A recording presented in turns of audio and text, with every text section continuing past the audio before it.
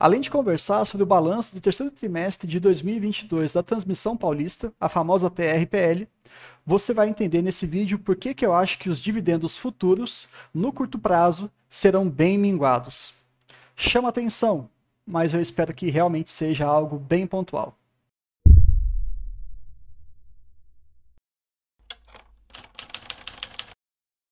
E eu já vou começar dando um aviso breve. É muito importante entender que a empresa Transmissão Paulista continua sendo muito interessante, um setor muito resiliente, uma baita oportunidade de investimento para quem gosta de uma renda mensal. Eu vou trazer alguns pontos muito importantes para que vocês percebam o que a gente tem que ficar atento. Quando é que o nosso alarme, né, a nossa luzinha ali de preocupação, ela vai acabar acendendo. Vamos lá, pegando aqui os destaques, eles falam sobre algumas energizações, que é bem interessante, Biguaçu e Paraguaçu. Lembrando que Biguaçu é a primeira linha de transmissão aérea, subterrânea e submarina que nós temos aí algum registro.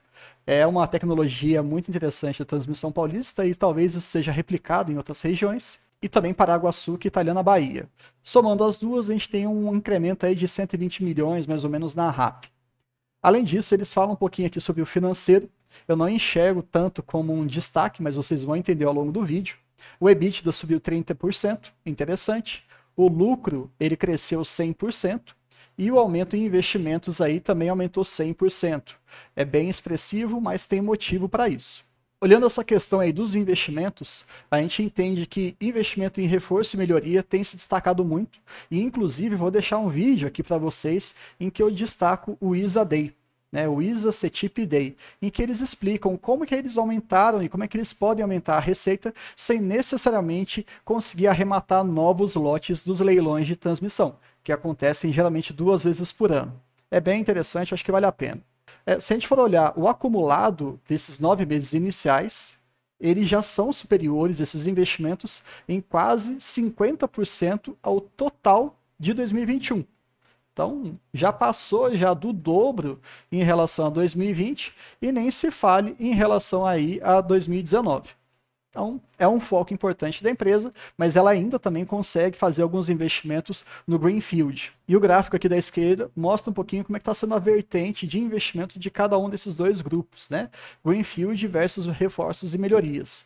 Percebam que o Greenfield tem caído gradativamente ao longo dos últimos anos e a parte de reforços e melhorias tem aumentado. Então, de uma maneira mais segmentada, se a gente for observar, os investimentos têm caído.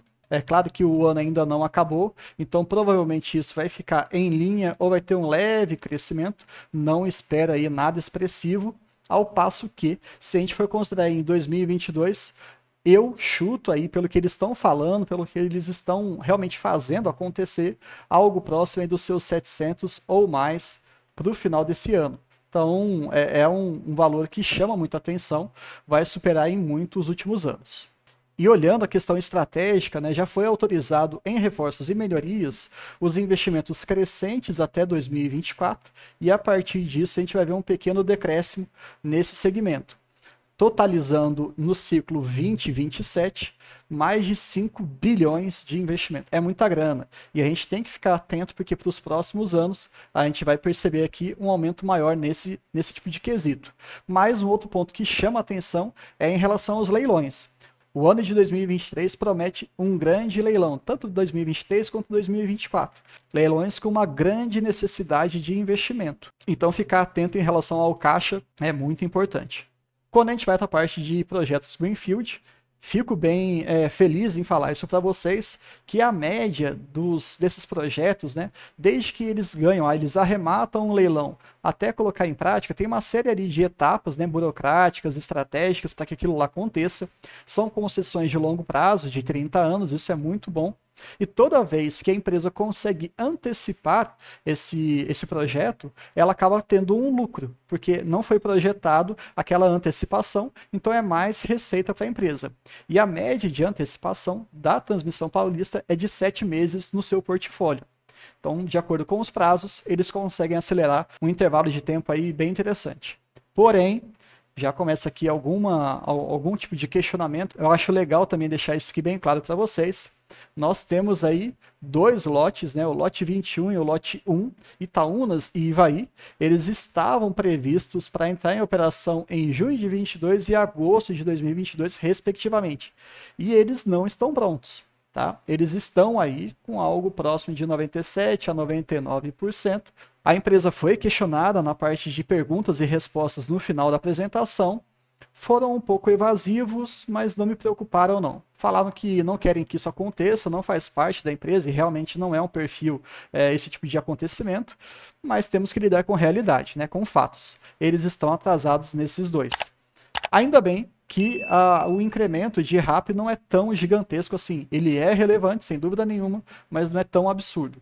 E em relação a outros lotes, Triângulo Mineiro, Minuano e Riacho Grande, eles estão aí evoluindo bem, sem muitas preocupações, até porque eles têm que ser entregues a partir de 2024. E olhando em relação ao primeiro leilão de 2022, geralmente ocorre em dois, eles arremataram ali aproximadamente 300 milhões de RAP, seja ali em Peraquê com 286 ou em Jacarandá com 13 milhões, fazendo aí as parcelas. E se você quiser entender com detalhes a parte técnica, a dinâmica desse dia, eu acho muito bacana para todo investidor de empresas de transmissão de energia, pelo menos ter um mínimo de curiosidade para ver, ela é bem legal mesmo. Eu vou deixar um vídeo aqui, ele fala só como é que isso funciona, tá? Agora vamos falar um pouquinho sobre os resultados, né? A parte de receita líquida.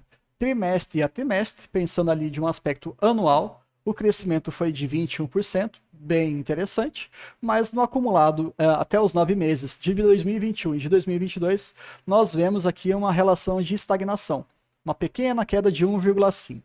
Em relação ao EBITDA, nós tivemos um crescimento também do terceiro TRI de 21 para o terceiro TRI de 22, de 30%, mas também no acumulado nós estamos em linha com um pequeno decréscimo aqui de 3,4%.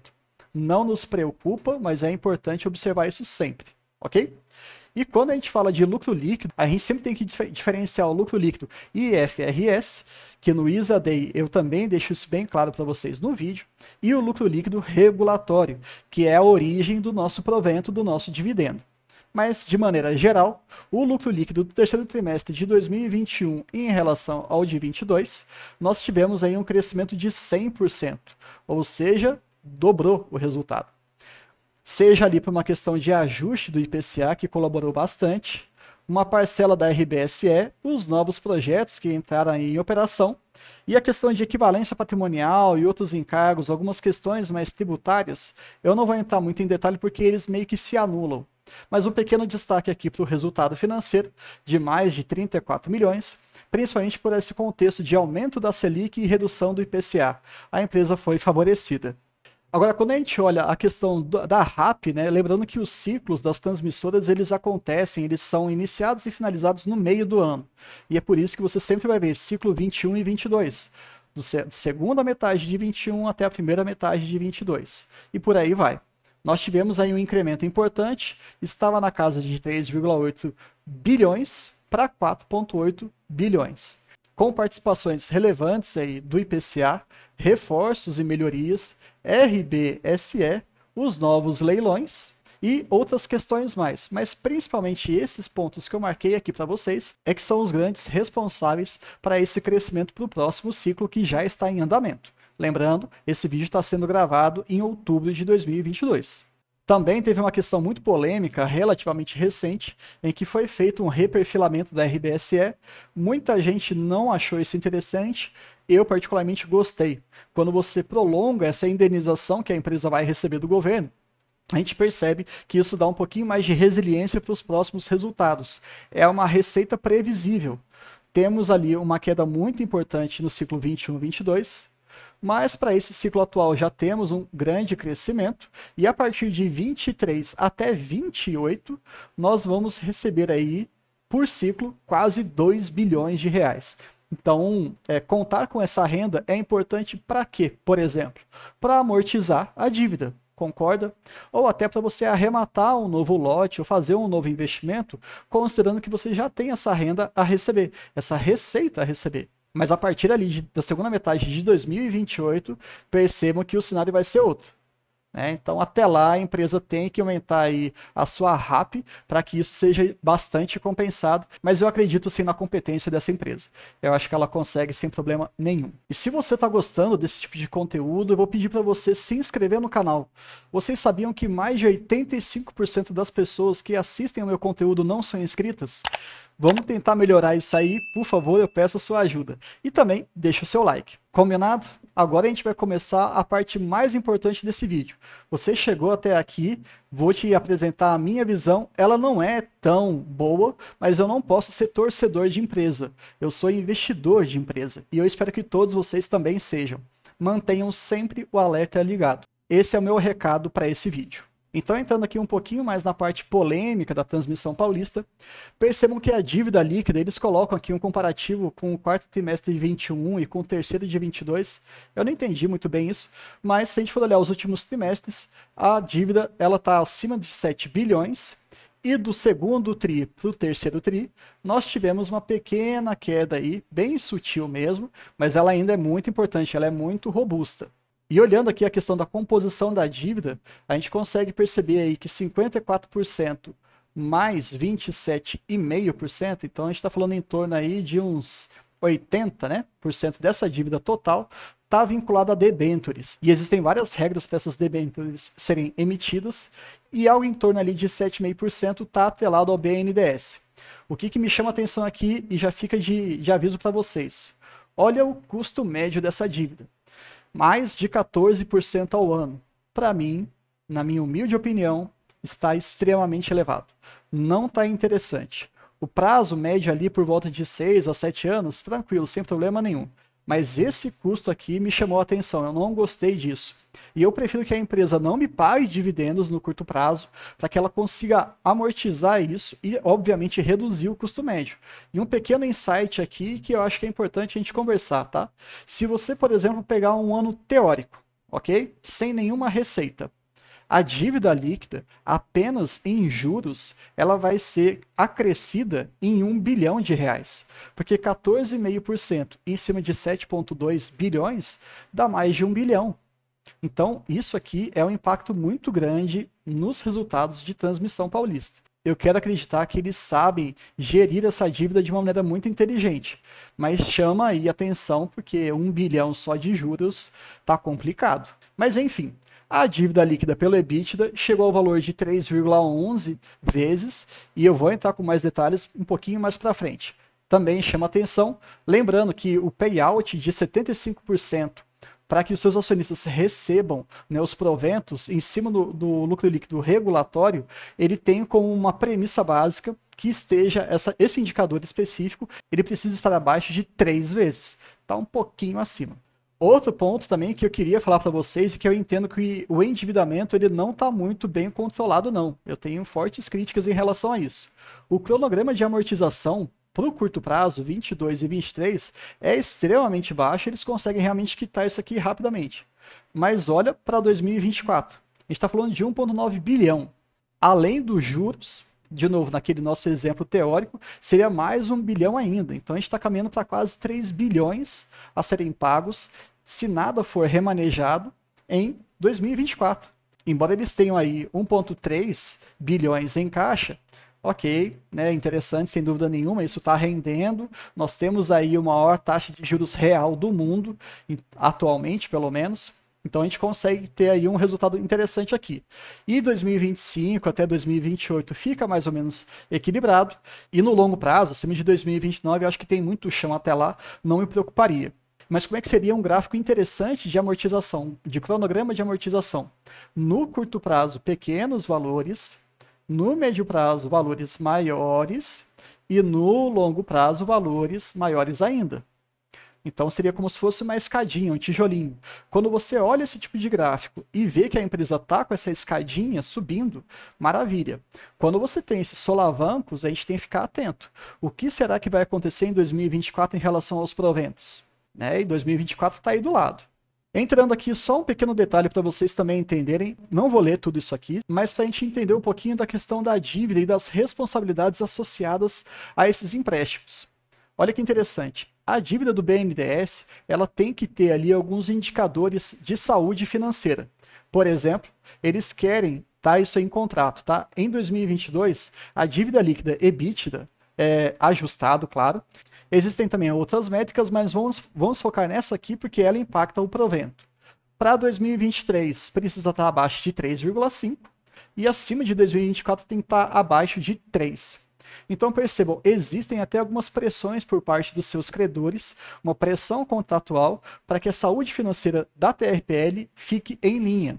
Então, ela não é irresponsável, pelo contrário, na verdade, né, Transmissão Paulista e a própria Taesa são absurdamente transparentes e muito eficientes nessa questão de gestão de dinheiro, mas mostra aqui, só para vocês, a título de curiosidade, um pequeno detalhe contratual que eu achei interessante compartilhar com vocês. E lembrando, tá? O indicador dívida líquida EBIT no terceiro trimestre de 2022 foi calculado de acordo com a metodologia deles, do contrato que eles têm com o BNDES, ficou até um pouquinho acima, em 3,26. Bruno, então peraí, qual que eu vou considerar? Aquela que eles anunciaram de 3,1 ou essa de 3,2? Você vai considerar que é anunciado pela empresa, que é a métrica global, tá? 3,1. Eu não achei em nenhuma parte do site do RI, provavelmente deve ter isso, mas então eu peguei os dados manualmente e fiz um gráfico rapidamente em relação à dívida líquida dividido pelo EBITDA ajustado, que é o indicador, de novo, que vai dar origem aos nossos dividendos, aos nossos proventos. Ele tem que estar abaixo de 3 para que a gente seja bem remunerado de acordo com o histórico da própria empresa. Então, o primeiro trimestre de 2021 até o segundo trimestre de 2022, essa relação só tem aumentado. E tem aumentado de maneira até que rápida. Estava em torno ali de mais ou menos 1,5 lá no início de 2021, atingindo aí um valor acima de 3 no segundo trimestre de 2022 e agora começou a apresentar uma pequena queda, mas foi muito sutil. Foi tão sutil que ainda está acima das 3 vezes. Essa métrica aqui é muito importante. E aí eu fiquei preocupado. E o motivo é simples. Foi questionado sobre a previsão desse indicador para o quarto trimestre. Eu não senti nenhuma segurança na resposta que foi dada. Eles não fazem projeções desse indicador de alavancagem e a ideia é que eles continuem fazendo seus investimentos, eles continuem trabalhando no que eles se propuseram, até porque eles entendem que uma métrica até 4,5 vezes é saudável. Mas para o acionista, não é. Então, no curto prazo, até 4,5 vezes não vai ser interessante. Então, esse é o principal motivo que eu acho que no curto prazo, e diante de tudo que eu apresentei para vocês, que realmente Transmissão Paulista talvez não seja uma boa pagadora de dividendos, tá bom? Mas isso é curto prazo. Nós temos uma grande amortização para ser feita em 2024, 2023 já está logo ali, e eles não estão com perspectivas, ou pelo menos eles não passaram com tanta segurança. Para mim, posso estar errado? Com certeza. Mas eles não me passaram tanta segurança que eles têm um objetivo real de diminuir isso abaixo de 3 vezes.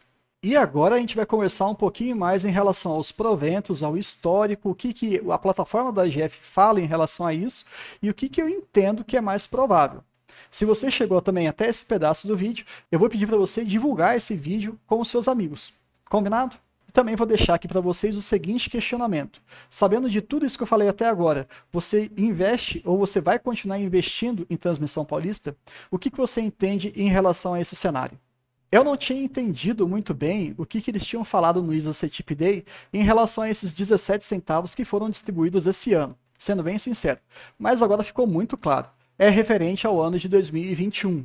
Então, para o ano de 2022, nós estamos de novo no final do ano e não foi feito nenhum tipo de pagamento de proventos. O que chama atenção porque não é muita política da empresa. Mas, realmente, estamos aí aguardando. Tudo vai depender agora do quarto trimestre, mas nada impede também de sair um anúncio depois que eu gravei esse vídeo. Tá bom? E geralmente eles pagam ali acima de 85, 90% do payout, em cima, é claro, do regulatório, do lucro líquido regulatório. Lembrem-se sempre disso, tá bom? E eu também não vou ler tudo isso aqui para vocês, é só para vocês entenderem um pouquinho o que também está me preocupando em relação a dividendos. Aqui, só reforçando a informação que a gente já falou aqui no vídeo, 3,11 vezes no final do terceiro trimestre de 2022, correto? E olha a política de provento. Pelo estatuto, tem que ser 25% do lucro líquido do exercício, ou seja, pelo IFRS. mas a TRPL tem uma prática de distribuir no mínimo 75% do lucro líquido regulatório. É claro que tem que ter uma aprovação da Assembleia limitada a uma alavancagem de 3 vezes. Então, para fechar esse vídeo, esses são os dois recados. Nós temos um custo de dívida elevado, nós temos um cronograma de amortização que não está tão interessante no curto prazo, e nós temos aí esse indicador que está acima daquilo que eles colocam como limitação. E tudo isso aí inviabiliza a distribuição de dividendos como tem acontecido nos últimos anos. E agora, olhando aqui um pouquinho da plataforma do AGF, nós percebemos que eles entendem que a cotação de 24,09, que é a cotação atual que eu gravo esse vídeo, está interessante tanto em relação ao preço médio quanto projetivo. E de fato isso é um bom argumento, olhando para o passado de uma maneira conservadora e também olhando para o futuro de uma maneira um pouquinho mais arrojada. Temos aí, pela plataforma, um DPA, um dividendo por ação projetivo de 1,63, o que colocado no preço atual dá um yield de 6,77. Eu vou ser muito franco com vocês, lembrando que essa projeção ela pode não se realizar, como é o caso muito provável da empresa. Mas a plataforma da AGF ela perde o seu valor por conta de estar errando essa projeção? De jeito nenhum, de jeito nenhum. E eles deixam isso muito claro. Toda a plataforma AGF+, não se limita apenas a isso. E esse valor é apenas para que a gente tenha uma noção do que a gente pode esperar para o ano. Lembrando que isso aqui também é um consenso de mercado. Não é apenas a plataforma do AGF. São vários analistas, várias instituições relacionadas ao mercado que colocaram esse valor. Tá certo? Mas diante de tudo que a gente está enxergando de resultado, qual que é a minha opinião? Percebam que nesse slide aqui eu não coloquei o símbolozinho do AGF. Quando eu coloco o símbolo, o logotipo deles, significa que são informações da plataforma. Quando eu não coloco, é uma perspectiva particular, um pequeno ajuste. Não que eu seja arrogante, não é nenhum objetivo nesse sentido, mas eu quero separar bem as informações para que vocês não confundam as coisas. Eu estou tendo uma visão mais pessimista e eu acredito que vai ser em torno de R$1, ou até menos às vezes, tá? E colocando o preço atual, nós temos um dividend yield projetivo de 4%. Portanto, menos de 6% eu não invisto. Tranquilo? E agora um outro recado muito legal para vocês. Por favor, participem das teleconferências. Eu acho que é fundamental, tá certo? Você pode não entender no início, você pode ficar um pouco perdido, falar assim, nossa, que coisa chata, que coisa parada, mas é muito interessante quando você começa a ver valor naquilo lá. E eu, por exemplo, hoje, né, me identifiquei ali pelo meu nome completo, sou investidor e estava falando em nome, entre aspas, do Vida de Acionista. Fiz a pergunta ali por volta das 10h23 e eles responderam. Foi muito bacana, vocês vão perceber lá no vídeo que eles falam, eles leem a minha pergunta e depois eles respondem. E qual que foi o meu questionamento? O ano de 2023 será importante para a questão de leilão. Como eu falei para vocês, será um ano com muitos investimentos, né, lotes muito grandes. Nem todo mundo vai até conseguir participar, porque são pequenas as empresas concorrentes. Mas enfim, qual será a prioridade da empresa? Vai ser arrematar novos lotes ou continuar com esses investimentos em reforços e melhorias? E a resposta me agradou muito. Acho que é importante, obrigado pela pergunta, Bruno. Bruno, acho, né? Isso.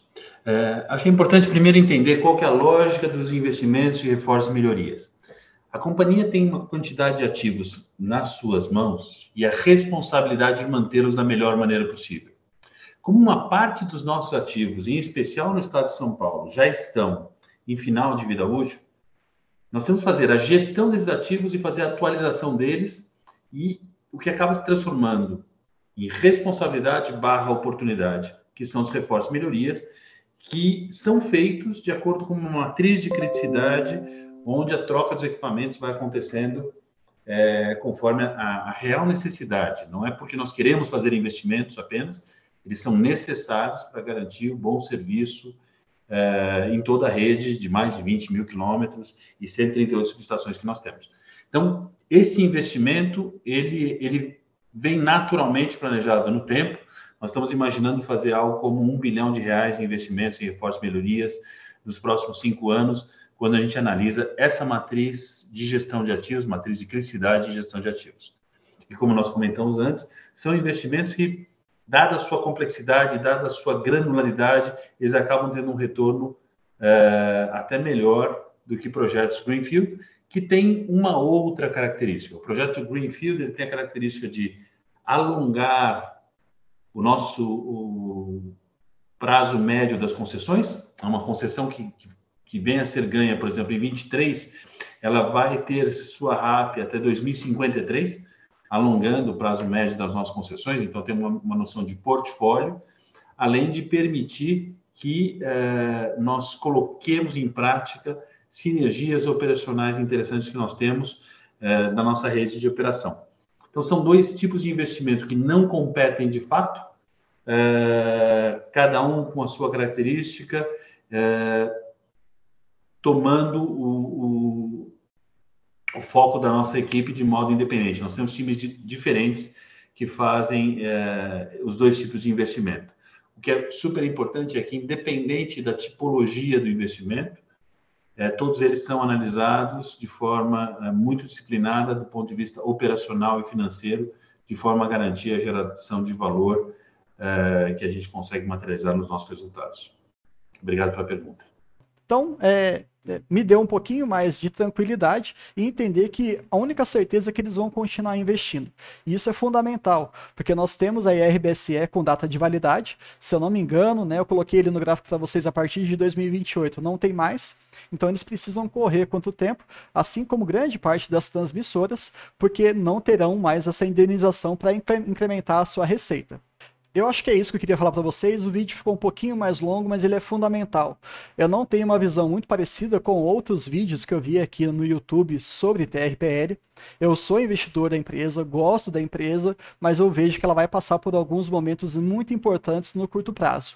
Tá certo? Transmissão continua ainda sendo aquele segmento excelente para você investir, sem dúvida nenhuma. E uma das provas disso é porque eu fiz um vídeo falando sobre duas características básicas, a previsibilidade e a perenidade desse tipo de negócio. Mas eu vou deixar aqui um link, um card, para que vocês entendam direitinho o porquê que eu fico tranquilo em investir nesse tipo de empresa. Mas nem sempre você estar investido na empresa significa que você tem que investir sempre. E essa é a minha decisão, esse vai ser o meu recado final para vocês. Eu enxergo outras oportunidades. A S Brasil está comprometida no curto prazo, mas a gente espera uma melhora para os próximos anos. Transmissão Paulista acabou de entrar nesse grupo também. Eu não vejo com bons olhos no curtíssimo prazo, mas no longo prazo, sem dúvida nenhuma. Mas outras empresas, como Klabin, que apresentou o seu balanço agora recentemente, tem dado um show de bola. Tem mostrado uma eficiência e tem dado uma tranquilidade tão grande que esse é o tipo de aporte que eu estou focando para o final do ano. E se você quiser entender como é que vai funcionar, e se você quiser entender a minha opinião sobre Klabin, eu vou deixar aqui para vocês também como vídeo final, para que vocês entendam com calma o que significa uma empresa com mais de 120 anos de existência, tem ainda aquela ambição de crescer e de remunerar bem o seu acionista, que é o mais importante para a gente enquanto investidor.